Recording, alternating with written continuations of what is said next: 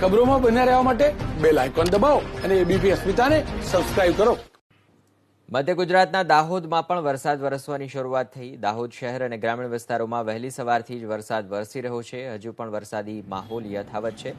વાદળછાયા વાતાવરણ વચ્ચે વરસાદ વરસવાને કારણે ખેડૂતોએ ચિંતા વધી ગઈ છે. બીજી તરફ આગાહી વચ્ચે હજુ પણ આગામી સમયમાં વરસાદ વરસશે તો ખેડૂતોના પાકને હજુ પણ વધુ નુકસાન જઈ શકે છે. અમુક વિસ્તારોમાં છૂટોછવાયો વરસાદ પડ્યો છે તો ક્યાંક ધોધમાર વરસાદ પડ્યો છે. ગાજવીજ સાથે વરસાદ વરસતા ગરમીમાંથી રાહત મળી છે. જોકે આ પાછોતરા વરસાદને કારણે ખેડૂતોને મોટું નુકસાન જશે, કારણ કે અનેક પાક જે તૈયાર થઈ ગયા છે, ખેતરોમાં પડ્યા છે અથવા તો બહાર ખુલ્લામાં પડ્યા હોવાને કારણે પલળી જવાની ભીતિ ખેડૂતો સેવી રહ્યા છે.